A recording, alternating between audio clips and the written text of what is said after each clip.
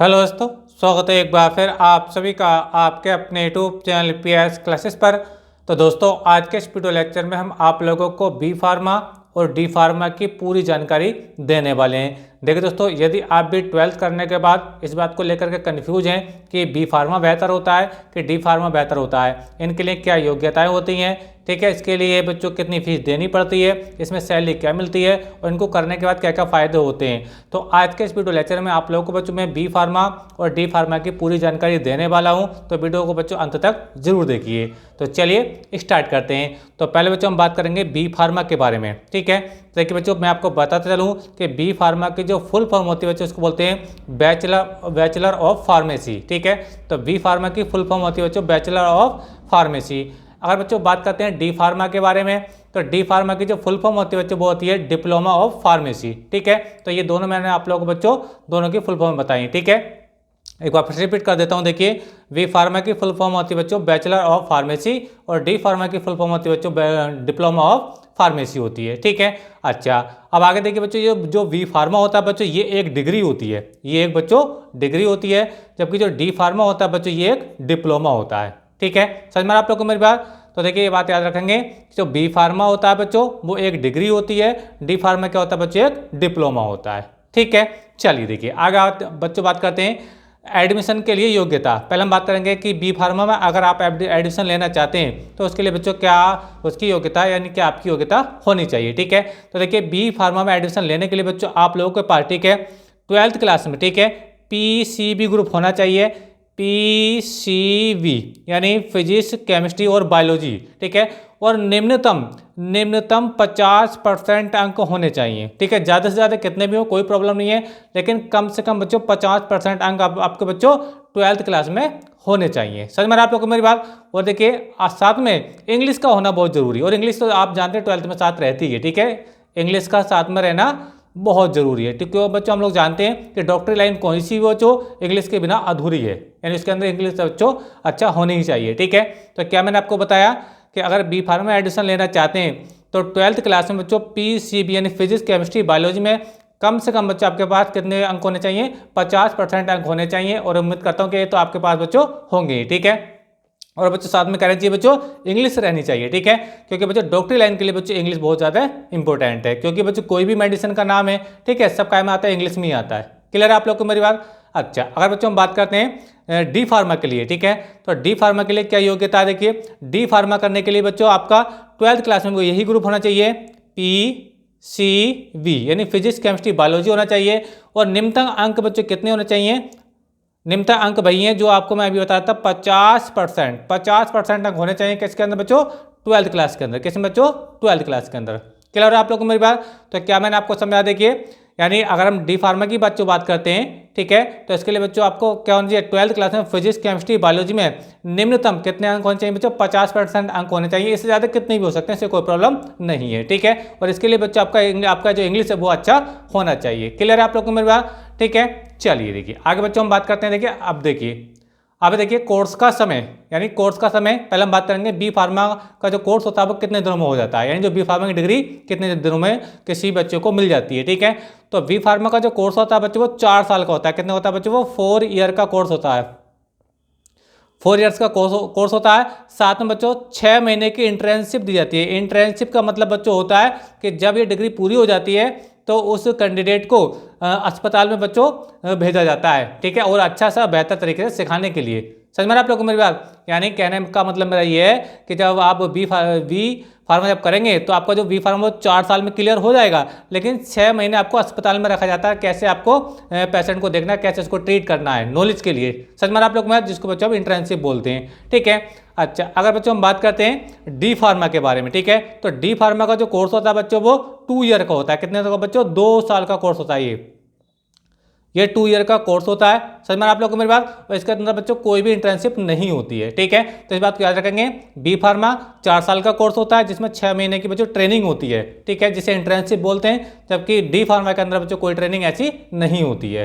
Clear है आप लोग को मेरी बात? आगे बात करते हैं। देखिए अगली बात करते हैं। देखिए अगली बात है बच्चों फीस के बारे में, कि यदि कोई बच्चा अगर बी फार्मा में एडमिशन लेना चाहता है, ठीक है, तो उसको कितनी फीस पे करनी पड़ेगी। अब देखिए बच्चों, बी फार्मा एडमिशन लेने के दो तरीके होते हैं। एक तो होता है बच्चों एंट्रेंस एग्जाम दे करके। अगर बच्चों आप एंट्रेंस एग्जाम देते हैं और आपका बच्चों गवर्नमेंट सीट पर अगर नंबर आ जाता है तो बच्चों लगभग आपका बच्चों हर साल का जो खर्चा आता है वो लगभग 40 से 45 हज़ार के बीच में आ जाता है। 40 से 45 हज़ार के बीच में खर्चा आता है हर साल का। कहाँ? गवर्नमेंट सीट पर। क्लियर है आप लोग को मेरी बात? क्या कहा मैंने?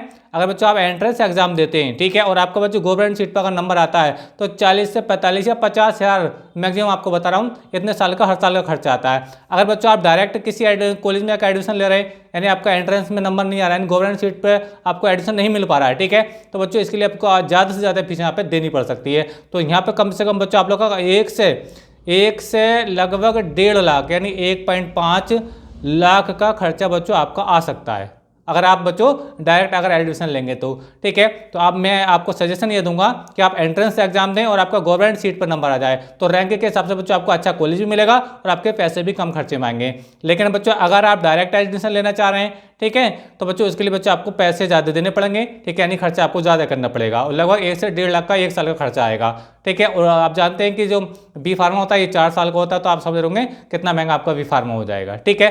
तो मैं यही सजेशन दूंगा कि एक बार बच्चों इसके एंट्रेंस एग्जाम में जरूर बैठिए, ठीक है, हो सकता है कि आपका बच्चों आपका अच्छी रैंक में बच्चों आपको सरकारी कॉलेज मिल जाए। क्लियर है आप लोग को मेरी बात?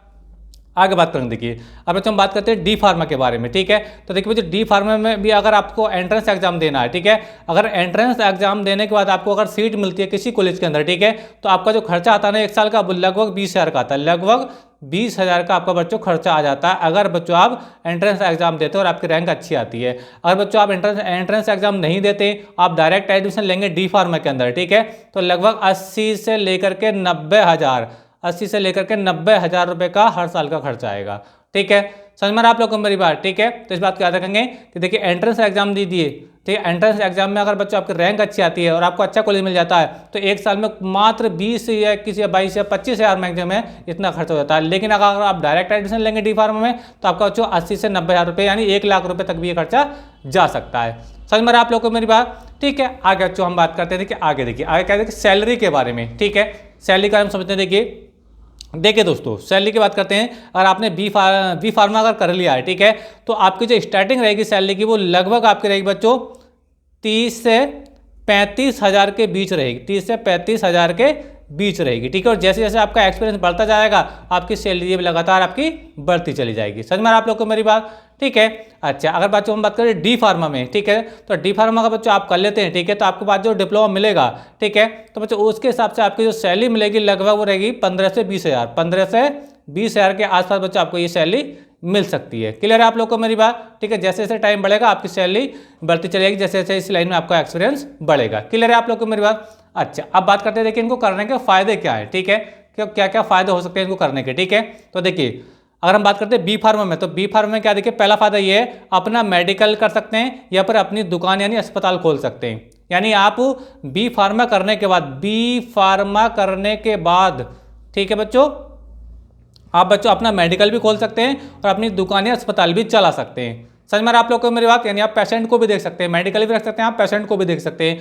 परंतु अगर बात करते हैं बच्चों हम डी फार्मा के अंदर, तो डी फार्मा के अंदर बच्चों क्या होता है, देखिए केवल आप अपने क्या करते हैं मेडिकल खोल सकते हैं। क्या कहते हैं बच्चों? मेडिकल खोल सकते हैं, ठीक है।